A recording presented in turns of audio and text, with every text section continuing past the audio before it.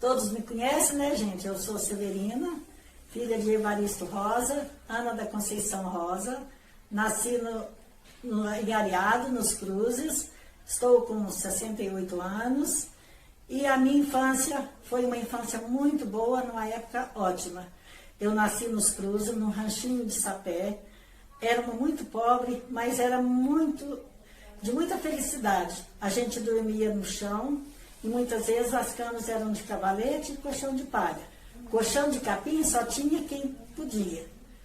E naquela época, o meio de transporte era a cavalo, charrete, tinha o trem de ferro, e também carro de boi, e também tinha a jardineira que saía de Alfenas, Alterosa. Ela passava lá nos Cruzes, pegava os passageiros lá da estação, e muitas vezes a gente ganhava carona nessa jardineira, que era um motorista muito bom, que chamava Sodilu.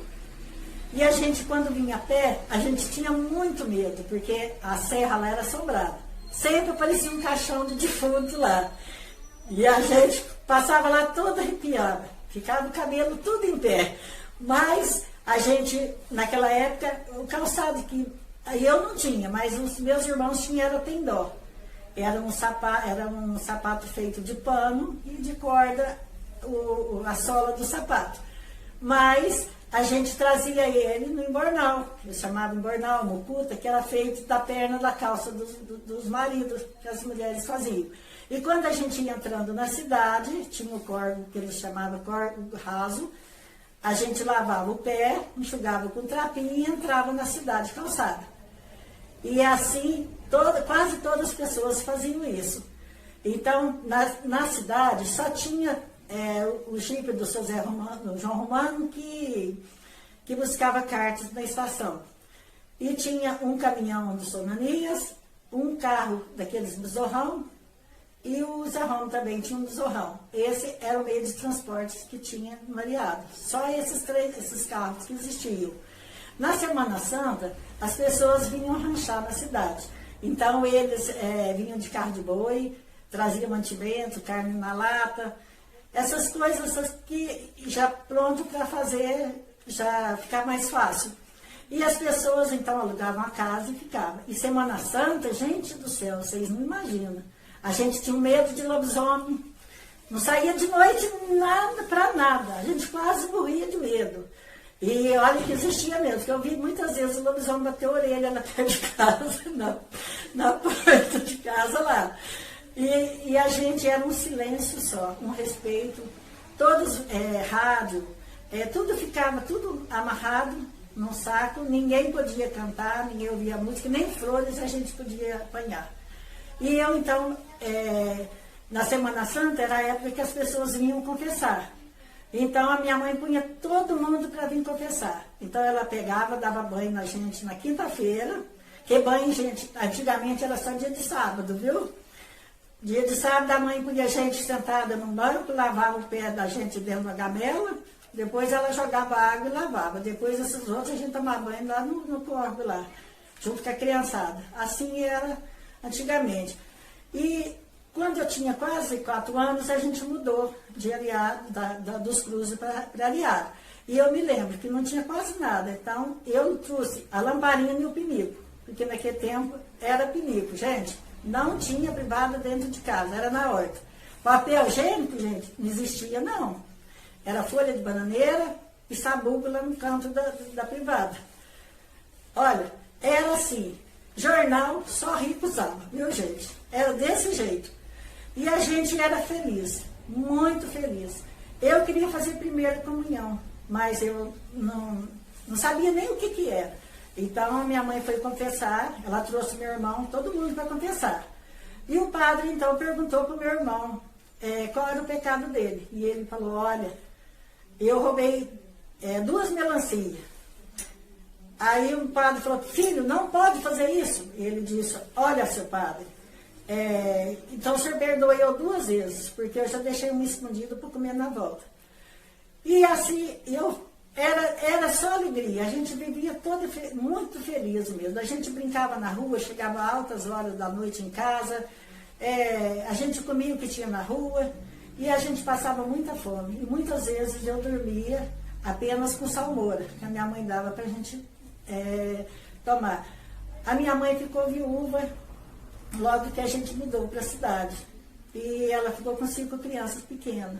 Então, ela foi morar no asilo. Era 3 adolescentes, e 2 adolescentes e 3 crianças. O dia que a gente mudou foi muito gostoso, porque eu nunca tinha visto luz elétrica. Então, a minha mãe, só que era só uma luzinha à toa nos postes. 6 horas, o senhor Joaquim da Luz e o senhor Feliciano passavam, acendia, e 6 horas da manhã eles passavam apagando, puxavam a alavanca e apagavam. O lixeiro daquele tempo era São Jorge, o lixo era puxado na carroça. E a gente ficava muito, assim, ficava naquela felicidade de estar morando na cidade. Mas aí a felicidade durou pouco, porque a gente teve que morar no asilo, porque com 5 crianças pequenas, então só eu que fui com minha mãe, os outros ela teve que deixar com as pessoas, e eu fui morar com ela e fiquei 3 anos lá. Lá moravam meus 4 tios e minha avó, que tinha, ela estoporou e ficou toda torcida, 15 anos na cama.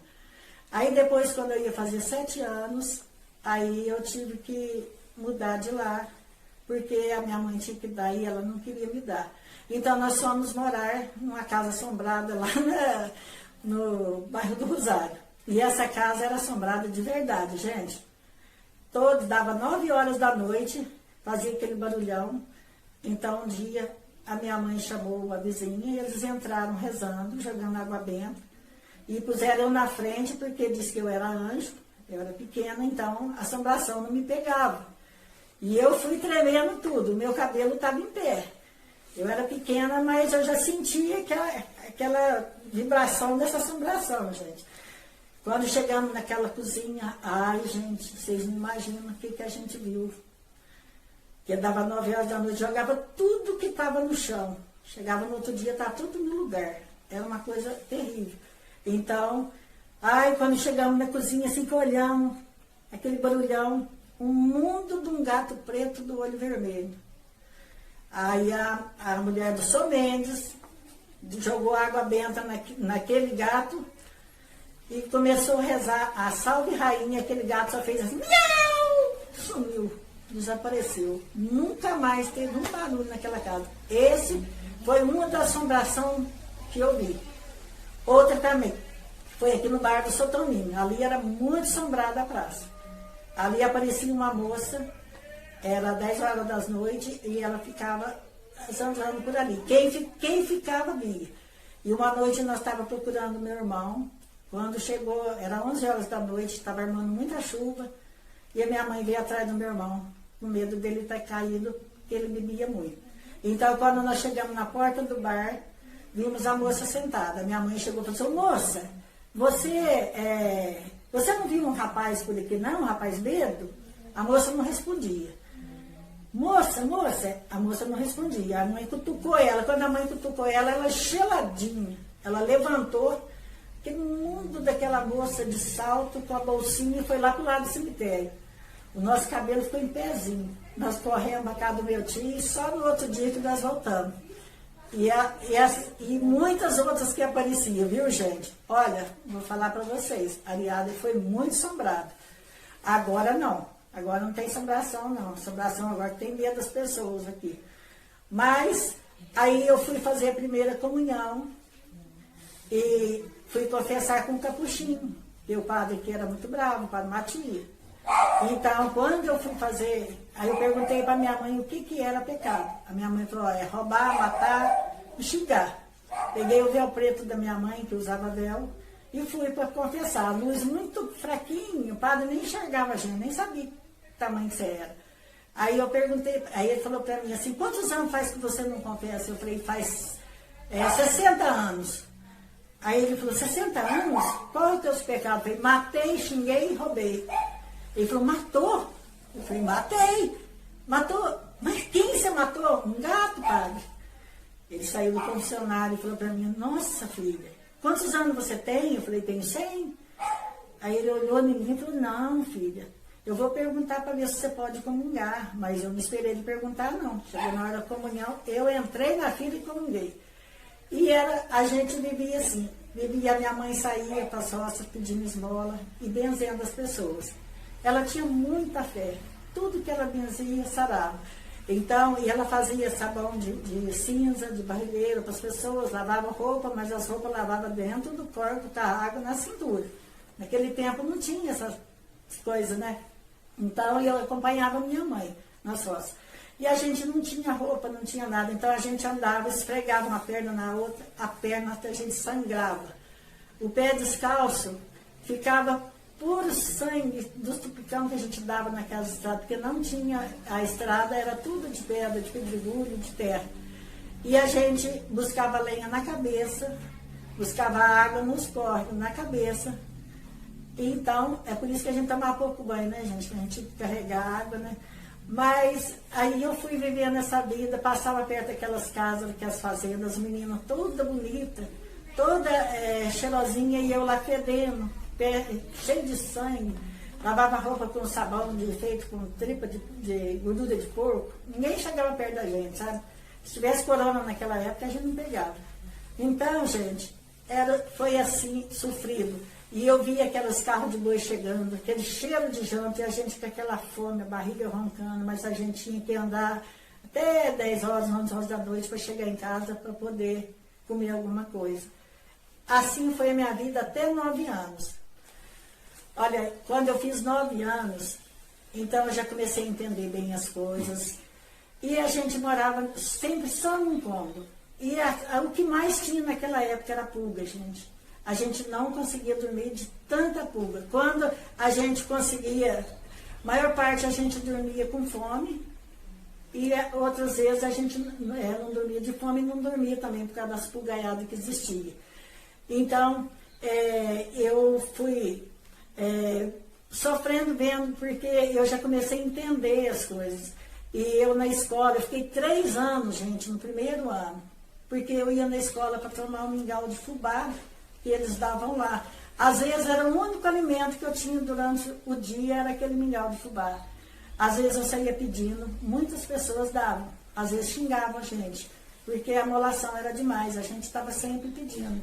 Então, eu pedia de casa em casa, pedia nas portas, e eu nunca esqueço aquelas pessoas que sempre sorrindo, sempre ela dava alguma coisa. E na escola eu não tinha roupa para ir na escola, então eu vestia, ia no lixo, pegava sombrinha, tirava barbatana e colocava.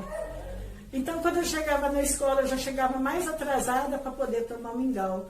Mas eles começavam tudo a rir de mim e mandavam embora. Então, muitas vezes, era uma humilhação atrás da outra. Criança, a gente não podia brincar com aquelas meninas mais ricas. Mas eu vingava sempre delas, eu batia nelas quando elas não deixavam eu brincar, sabe, gente? Bati muitas vezes. E uma das pessoas que foi muito boa, que sempre me deu apoio, foi a Marilda do Sumacir, a mãe da Nitinha. Ela sempre deixou eu brincar com a Nitinha na casa dela, brincava com a moleca dela e dava comida para mim. Então foi uma pessoa que eu nunca esqueci, porque naquela época a gente não se misturava. E quando eu tinha 9 anos, eu já não aguentava mais viver aquela vida de fome, de não ter nada. Aí a Dona Delfina tinha ganhado a Regina, e eu então peguei um único vestidinho que eu tinha, pus embaixo do braço e fui. E era 2 horas da tarde, eu cheguei na casa dela. Então ela perguntou para mim, mas o que você veio fazer? Eu falei, eu vim trabalhar. Ela falou, trabalhar como? Eu era muito pequenininha. Aí eu falei, eu vim para giar. Ela falou assim, mas você não aguenta para giar. Eu falei, não, eu vou em um bico na boca dela a hora que ela chorar. Aí ela ficou com dó e deixou eu lá. Então ela veio com aquela caneca de leite, aquele pedação de rosto que me deu. Pela primeira vez eu enchi minha barriga. Quando chegou a tarde, 4 horas da tarde era janta. Aí ela veio aquele pratão de comida. Mais uma vez eu enchi minha barriga. Chegou na hora do banho, eu nunca tinha visto um banheiro. Ela mandou eu tomar banho, eu entrei lá, fiquei com medo. Então eu lavei só o rosto, as mãos, joguei água no pé e troquei a roupa, que ela deu um bebidol muito lindo dela, e eu dormi numa cama de verdade pela primeira vez. aquele lençol branquinho, tudo limpinho, sem pulga, sem nada, mas só que quando o dia amanheceu, que fui olhar o lençol, tudo sujo, porque o pé não tinha lavado, né? Então, ela pôs eu debaixo do chuveiro, me deu banho, me trocou, e me levou no médico e foi cuidando. Daquele dia em diante, a minha vida mudou. Ela realizou todos os meus sonhos. Eu estudei, eu não gostava muito de estudar, não. Eu gostava de vender verdura na rua e mexer com terra. Então, ela me colocou no colégio, no primário, e eu fiquei pouco tempo, saí. Depois, quando eu estava com 16 anos, aí eu fui para o convento. Então foram 5 anos muito bom, mas eu era muito danada, gente. Fazia muita arte lá, viu, gente? Não posso nem contar, porque senão as freiras ficam tristes. Mas foram muito bons. Saí com 21 anos, porque me mandaram para Buenos Aires e lá eu fiquei com medo. Foi o tempo da Isabelita Perón, terrorismo. Então eu voltei. Voltei e comecei a fazer tricô. É uma coisa que eu faço até hoje. Quando eu fui para Dona Delfina, então lá eu conheci tudo. Eu não conhecia, eu não sabia que existia escova de dente. Eu nunca tinha posto um sapato no pé. Então, naquela época, as roupas eram só vestido rodado. Mulher jamais punha uma calça comprida. Jamais punha um vestido colado na roupa, no corpo. Então, aquilo ali tudo era indecente. Então, as pessoas eram muito recatadas. Então, eu comecei a conhecer essa parte boa, de roupa boa, porque a primeira coisa que ela fez foi um vestido para mim que eu nunca esqueci.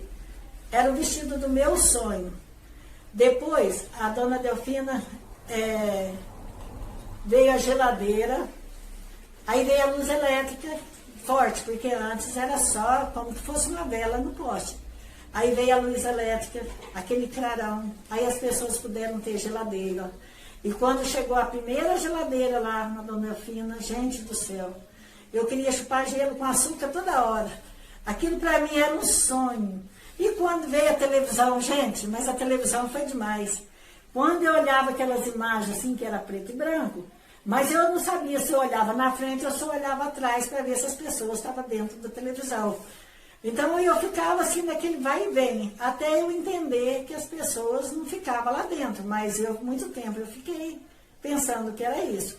Gente, mesmo lá na Dona Delfina, com 9 anos, eu tinha tanto medo de avião, porque quando passava um avião, eu corria escondido debaixo da cama.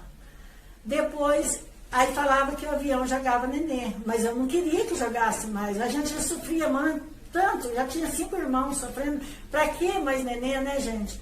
E era aquela inocência, gente. E eu fiquei muito tempo, até depois de bem grandona, porque no convento também a gente,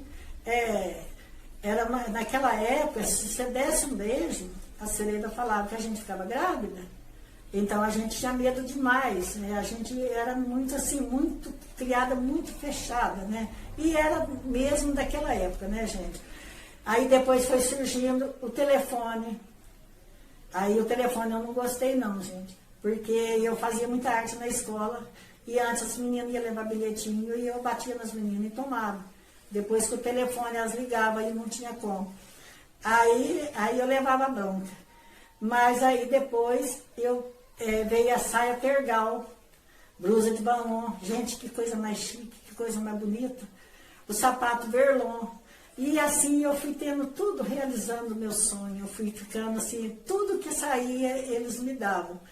Olha, e uma coisa eu falo, se eu não formei, gente, se eu não formei porque eu não quis, porque eu era burra mesmo, porque se eu quisesse estudar, eles tinham me pagado qualquer estudo que eu quisesse, mas eu em matemática nunca entrou na minha cabeça. Então, eu gostava era de fazer tricô, mexer com verdura, mexer com horta. Esses toda a vida, até hoje. E então eu pude retribuir tudo que eles fizeram para mim. E eu me sinto muito feliz deles terem me pegado criança, tirado eu da rua, que eu vivia para a rua andando. E as pessoas então falavam para a Dona Delfina, escuta, você não tem medo de pegar essa menina que mora na rua, pôr junto com a tua filha dentro da tua casa? Ela falava, não, eu vou criar ela do meu jeito. Porque a minha mãe, tadinha, era uma pessoa muito boa, muito honesta, mas ela não tinha o que dar pra gente. Naquele tempo não tinha aposentadoria, não tinha casa para morar. Então a gente vivia comendo o que tinha na rua, casca de banana, nó de cana. E quando eu fui lá para o meu filho, era um banquete, né? Mas graças a Deus, eu pude, depois, tudo que eles fizeram por mim, eu pude retribuir no final para eles. Eu cuidei deles com muito amor, com muito carinho, até o fim. Olha, com 21 anos, eu saí do convento. Voltei para casa da Dona Delfina de novo. Aí, lá, eu aprendi a fazer tricô. E depois, quando eu estava com 24 anos, eu comecei a namorar. Com 26 anos, gente, eu casei. Mas aí a vida foi difícil. A partir desse momento, a minha vida transformou, porque aí foi só sofrimento, desde o primeiro dia do casamento. Então, meu marido bebia muito, ele era muito bom, só um homem trabalhador, honesto, mas quando bebia, sempre queria bater e matar. Então, eu tinha 3 opções, eu estava com 2 crianças pequenas. O Roberto tinha 3 anos e a Emiliana tinha 5 meses. Então eu tinha 3 opções: viver, morrer ou matar. Então eu falei, gente, fui lá e falei com o padre. Ele falou assim, mas como? Viver, morrer ou matar? E eu disse, olha, se eu viver com ele, eu vou ou morrer ou eu vou matar ele. Agora, se eu separar, então eu vou viver. Então ele falou, então separa, desde que você comporte bem. E assim eu me separei com eles pequenininhos, não tive pensão dele, as crianças não ganhavam a pensão. Naquela época a gente não tinha nada de graça, igual tem hoje. A gente não tinha Bolsa Família, não tinha nada, não tinha o que as pessoas têm hoje, a gente não tinha. Era só trabalho mesmo. Então eu trabalhava até 3 horas da madrugada no tricô. E as pessoas me davam serviço. Naquela época não tinha confecção, então então naquela época o que tinha mesmo era esse tricô, que eu fazia enxoval para todas as crianças da redondeza.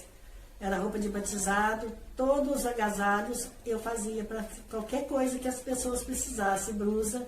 Aí depois veio a confecção, já foi terminando essa parte do tricô, mas até hoje ainda faço. E quando ela estava com... Aí depois eu, com muito sacrifício, eu criei os 2. Eles formaram e hoje a Emiliana casou. O marido dela é um filho para mim, um ótimo marido, um ótimo pai e um ótimo genro. E hoje eu vivo aqui perto dela, com as minhas 2 netas. Tem o Roberto, que é solteiro, mas ele é muito bom. E eu vivo uma vida muito feliz. E eu agradeço todo mundo aqui de Areado, porque todas as pessoas colaboraram, foram muito boas, me davam serviço. E através disso eu pude criar meus filhos, graças a Deus, honestamente. E Areado, para mim, gente, eu falo, ele não é uma cidade, ele é um pai para mim. E vocês, gente, todos vocês são meus irmãos, porque eu amo todos vocês. Areado, minha terra, nunca hei de te esquecer. Esteja eu onde estiver, hei de te amar até morrer. Parabéns, parabéns, Areado.